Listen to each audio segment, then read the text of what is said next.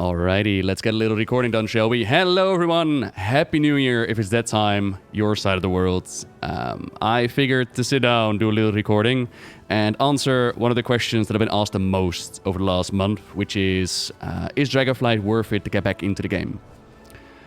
I held off on giving a proper answer as an MMORPG, especially like World of Warcraft. It's incredibly difficult to say this is how the expansion is going to be. A prime example would be World of Draenor, where the hype was real, and ultimately the hype didn't really deliver. Whereas, for example, a Mr. Pandaria, where people were very skeptical at the beginning, in my opinion, Mr. Pandaria was one of the greater expansions that they've done. So it's incredibly difficult to say this is how the expansion is going to run. So please keep that in mind. This is purely on the launch. And in my opinion, with Dragonflight, where they came from, they have absolutely nailed the launch. I've been having a ton of fun with Dragonflight so far. And if you ask me, like, hey, I'm looking for a month for fun, is Dragonflight worth to come back into? I would definitely say, yeah, 100%. The future, that's going to be decided by the patch content that it got planned. A really cool tidbit is that on Twitter, they've actually updated people with this is our roadmap, this is what we have in mind on what we want to do. And obviously, some things might not come true, some things might change along the way, but at the very least, they are communicating. They are showing, like, this is what we have in mind, this is what we want to do for the expansion. And in my humble opinion, that is a great thing to look forward to. On top of that, people have also asked me, like, what do you think about Chris Metzen going back to Blizzard? What do you think that's going to mean for the future? And of course, that's also impossible to say. I am a big fan of Chris Metzen, and I was very sad to hear when they left the company. So obviously, to hear them coming back to it and advise on the future of the game, yeah, for me, that's a positive. I'm hoping that's going to have a positive influence, but only time is going to tell. They are just one person. The company is definitely teams that make up of the expansions. And like I said, Dragonflight, the launch, at the very least, the beginning, has been quite awesome, at least in my opinion. So why? Why exactly would I say, like, Dragonflight's been great? Well, not the actual launch that's been awesome. Launch night was actually quite a disaster, and again, they communicated as to why this happened. They've been locking away content in order to stop data miners from getting to it, in order to get, like, cutscenes or stuff that they didn't want out to the public quite yet. And apparently that system clashed with the live servers, and it started sending packages and a whole bunch of technical information. I wouldn't be able to retell it, but at least it was cool to see, like, oh, that's the reason why launch night went wrong. But for me, that wasn't a massive problem, because I wasn't planning on doing the whole night anyways. So the next day, I logged in, and while, yeah, it's been laggy from time to time, it's been absolutely fine. Leveling has been a fun experience, which has been great. Honestly, I feel for the last few expansions that leveling has always been great. Even Shadowlands, I love the start of it. So leveling's been great. Then at max level, I worried about, okay, what exactly are we going to be doing at max level? Like, what is your end game content? And a lot of it has been about the Renown. This is something that I did not beta test, with good reason. Like, I don't want to farm reputation on a beta. And these four things, the Dragonskill, the Maruk, the Ishkara, and the Valdrakken, they offer you your weekly content. So for Dragonskill Expedition, I believe it's you follow a group along and you do a siege. For the Maruk, you join them on a grand hunt. On the Ishkara, you join them on cooking some soup. And for the Valdrakken, oh lordy, what do you do for the Valdrakken? Is that helping out Refion? Maybe, is it? Oh, lordy. Maybe. See, that's how much I know about the expansion. So there are 4 major events you can do, right? So you can help out Ebonhorn and Civilian. That's a one time a week. You can do a Grand Hunt. That's a once a week. You can do the Soup. That's a once a week. And then you can do the Siege on the Keep. That's also a one a week kind of deal. You can do it more. You can farm more. Like, you can farm keys to your heart's content in order to get your reputation up. You can do daily quests for the Tusker, and you can join the fish, the cooking every single time it's up, which is like every 3 hours. You can join the hunts every time they're up, and you can do like bi-weekly dailies for them. And you can join every single siege on the Obsidian Keep, but you don't have to, right? And that is a great feeling. That is one of the strong points, in my opinion, when it comes to Dragonflight. You don't have to. And that's great. Like, if you do your weekly thing, even if you don't do your weekly thing, like, what exactly do you miss out on? Once it comes to the Renown, there aren't that many massive upgrades that you need for your character. There are some quest lines in there, some story, which I'll get to in a moment, because that's definitely one of the parts that I would say this is something you can improve on. But there isn't a massive need to get your Renown up. You don't have to if you don't want to. You can ignore the whole world quest system. You can ignore the whole Renown system. I wouldn't, because, you know, at least on a weekly basis, it's perfectly fine. But the problem of being burned out on content that you're going to do over and over and over again isn't really there when you don't have to. So there's no necklace, there's no artifact, there's no covenant system. And that has created a game in which I want to log into, rather than a game in which I feel like I need to log into. Those paying attention might have also noticed, like, hey, you're on a different character right now, which is true. I am. Say hello to my little demon hunter. Balancing is another issue that Dragonflight has. Again, I'll get back to that in a moment. But this character dinged yesterday. And it took me like 2 days, 2 evenings, I should say, to get it from 60 to 70. And with the current brawls going up, they're currently fully PvP geared, so we can go into the solo brawls.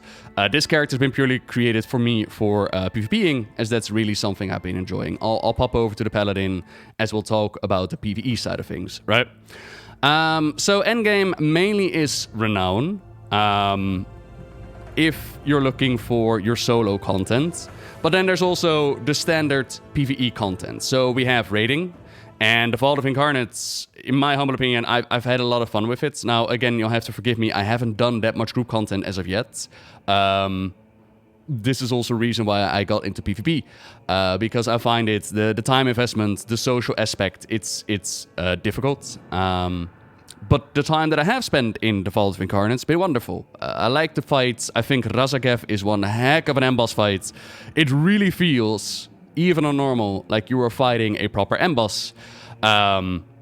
So the raid's been done, right? And then the ending of the raid, the storyline is going to flow forward into the next patch, into the next content for the expansion. Then, on the other side, you can do Mythic Plus. And if I go into Group Finder, if we look at what we've done so far, these are all my timed keys. I have done a plus 11 or plus 14, I think, just didn't time it. I think I was a plus 11. And for me, Mythic Plus, it feels like there's definitely some work to be done in the category of balancing. Some of these dungeons outweigh the difficulty of some of the others, looking at you, Ruby Life Pools, but there's just a couple of them in there that are like, okay, if I go to Shadow Moon Burial Grounds, it's super easy. If I go to Ruby Life Pools, I'm going to have a very hard time. So balancing-wise, there's definitely some work to be done there.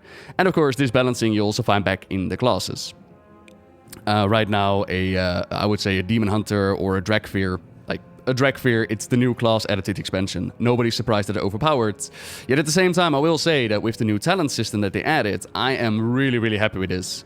I am not the type to be figuring out my own builds. I'm not the type to be figuring out, like, okay, these are the talents that work specifically for me.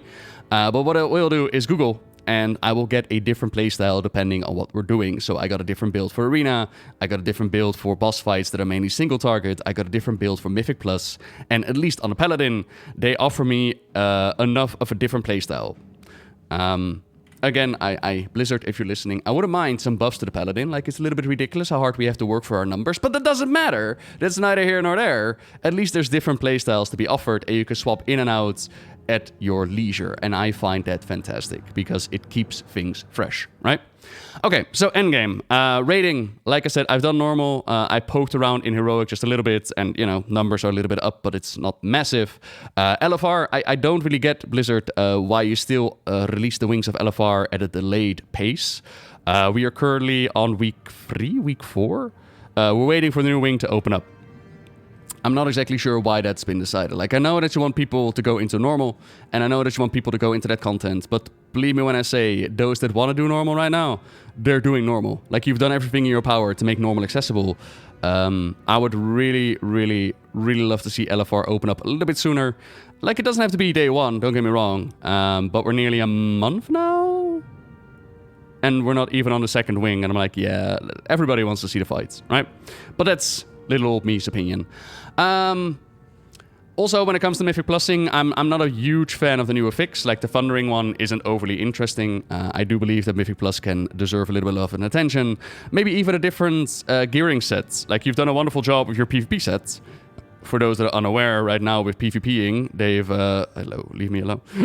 They've done it in such a way that the item levels actually scale when you do certain content, which makes it that it's really, really easy to gear up to get into this kind of content. Okay, rating. Mythic Plusing, the World Quest and the Renown and all those systems surrounding it. That's what you do at endgame.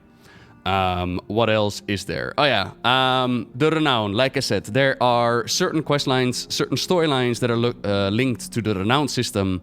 And for the future, I would really like to see that the Renowns no longer offer major storylines. What do I mean with major storylines? There's been one for the Gardens, which we recently covered, which drops some massive lore bombs, which is a continuation of storyline build up in Shadowlands. It drops some huge things. And what happens is that somebody got really, really fast into the game. They got like an alt up, they blasted through the Renown levels, and they got to that quest line before anyone else even had an opportunity to get there, which means that it was spoiled on the internet. So your whole system, which caused your launch day to go blow up in your own face, also means that if somebody blasts through your Renown levels, now they get to spoil the storyline, which isn't the greatest experience. I also feel with the Dragonskill Expedition, like I'm trying to reach 24, and on my main, as you can tell, like I'm currently 22. I'm waiting for the Dark Moon Fair to open up, which might actually be open up right now. No, it's tomorrow. I'm waiting on the Dark Moon Fair to open up, and then I'll be tossing in tokens, and I want to get Dragonskill Expedition done. Problem is that you put a quest line all the way at rank 24, which felt to me like, okay, now I need to blast into getting 24 done. So I've been going across the Isles, been getting dirt patches. It doesn't make for a great fun experience. So on the other hand, I do understand why you put storyline behind the Renown, because story is just a great motivator for people to actually go through those levels and get it done. What I would like to see is that major storylines, so think for example a Gardens, or I'm pretty sure rank 24 with the Dragonskill as well, those major storylines are just released on a timely based, be it weeks, be it months, be it whenever you want to crank that switch so that everybody gets it. And then a slice of life storyline, for example the Tusker one. I don't think anybody would be upset for the Tusker one to be somewhere in the Renown levels, because it doesn't offer a major story change, yet at the same time it adds a bit of fun. It adds a bit of flavor, and of course the whole hunter being able to tame them with a storyline has been kinda amazing. That would be my recommendation when it comes to Renown. Beyond that, I love the Renown system. Like, there's no massive reason to actually farm these levels out, unless you want to. Unless you want to get these rewards as quickly as you can. How cool was it for people to have the Black Dragonskill skins for the dragons because they farmed out Rephion and Sibelian, or just Rephion, I believe.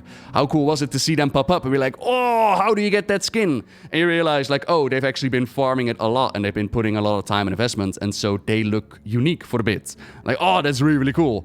Love that. On the left here, we also see a new feature added with Dragonflight, which is dragon riding. And this is one of the things that even on the beta times, I could honestly, wholeheartedly say, wow, you've done a fantastic job with the dragon riding. Dragon riding, I'm hoping will be a staple of the game. I'm hoping that in the future we'll see more mounts with more abilities and more flexibility. Like, how many times have I not heard people say like, oh man, I really wish dragon riding was available in the older content. This is just a system, you nailed it. Like, you've made it so much fun. And especially because you made the very wise decision, and this also goes for Renown. Let me head on back to the Demon Hunter and show you. This expansion is extremely alt-friendly, which means that... Okay, my story. I was playing a Paladin, and I was having a lot of fun. I was doing BGs, I was doing rated content, and I was like, oh cool, we're getting somewhere. But then I realized, the Drakfear, the Demon Hunters, they are popping off like no tomorrow. And you know what? For a change, I wouldn't mind feeling overpowered. For a change, I wouldn't mind being the Batman running across the battlefield. So, I decided to level up my Demon Hunter. Like I said, it took me like 2 nights to get it to max level. With the current comp stomp that's going on, armor farming is really, really easy. But another thing that they've decided is that dragon riding, once you got these tokens, these glyphs, they are account wide, so you don't have to do it again. When it comes to Renown, they've decided that once you reach level 10 and once you reach level 20, the next character that does it gets a reputation buff. So they will get the Renown as they go through the quest that much quicker. So don't have to worry about farming it again. There's a weekly quest in which you have to get like Renown across the Isles. That for your alt will be available the moment that they get onto the Dragon Isles. You get to decide what zone you want to level in. So if you're like me and you're not a big fan of the Unarmed Plains, then you can say, you know what, I'm just going to go to the Wakey Shores, Tilt Restus, and Azure Span, do all the quests there. I don't really have to bother about it. Like I said, they have made it incredibly alt-friendly. popping off into this PvP gear, which again has been a major drive for me because PvP has just been a lot of fun to dive into by myself. I don't have to worry about getting a group. I don't have to sign up to Mythic Plus and be rejected time and time again just I don't have the rating. I don't have to be there at a certain time. I can just pop in, pop out, and I can do my arenas. I can do my battlegrounds. It's actually been... it's been a new kind of way for me to play this game and actually go into kind of stuff. So, yeah, we're at the start of the journey, but I'm definitely enjoying the Demon Hunter. Anything else? Oh yeah, the invasions, the elemental invasions. That's content that they added, not a massive thing. So for wondering, okay, cool. So you've done your Renown, you're working a Dragonscale expedition. For me, a big thing that I always love to do is get like achievements. So I've been looking at the exploration tab and I've just been getting statues and toys and going across the map. There's a lot of cool little places you can explore. The art team, of course, delivers. The zones have been very nicely designed. There's little tidbits to be found here and there, like an underwater club or like an underwater club or a secret inn where they're holding a brawlers fight one day and then a dance party the next. There's just a lot of things you can explore amongst the Dragon Isles. And then, of course, the major thing, because we've been talking about content. And for me, the game... Oh, delirious, you're doing Torghast, you poor thing. Like, the gameplay needs to be there. So like I said, I've enjoyed the rating. Razagev was amazing. Mythic Plus, I'm not a major fan of the new fix, but, you know, Mythic Plus been Mythic Plus. There needs to be some balancing when it comes to some of the dungeons, but it's been fine. It's been fine. It's been fun enough to run through it with a couple of friends.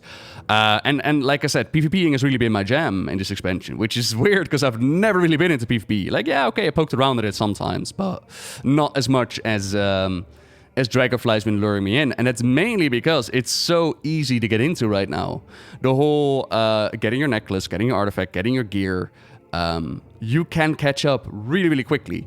So with the item level boosting itself in the content, all of a sudden it's about your skill level, it's about the class that you play, and then your skill level, and that's just, yeah, that's a lot of fun in my humble opinion. So yeah, been getting these achievements, been working on my Renown. I will say, once I'm like friendly with Sibelian, I'm more than happy to not do that reputation anymore. Once this is full, I'm quite happy with, okay, cool, we've done the Renowns.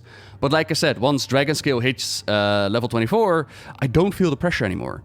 Like, what reason do I have to farm Renown? Like, okay, cool, I'm gonna get Snow Fun, and I'm gonna get tackle boxes. Oh, awesome, I'm gonna get some shoulder pads. There's nothing in here that makes me go like, whew, I need to be there right now. So yeah, did I just see a normal raid there? Bosses defeated Razagev. That's interesting. How the heck did you defeat Razagev and are still doing normal? Oh, I'm guessing you're popping over to heroic. Okay. Sorry, I got sidetracked there. Long story short, as I've been rambling on for 18 minutes just before the turn of the year. Long story short, I've been absolutely enjoying the crap out of Dragonflight. And for those that have been asking me, like, is it worth it to come back into? If you're looking for more WoW, if you're looking for that experience, if you got burned out on all the systems that you had to keep up with, then I would say Dragonflight is definitely a thing to come back for. Will it last? Will the next patch be the content that we need to keep it going? Hard to say. Very hard to say. Only time is going to tell. I've seen some good signs. I've seen a roadmap. I've seen some developers talk about the things they got in mind. Story-wise, that's my jam. What do I think about the story so far? It's safe. It's nothing massively out there, but at the same time, it's incredibly enjoyable. They've been dropping hints as to where we're going next, like what the patch content is going to bring.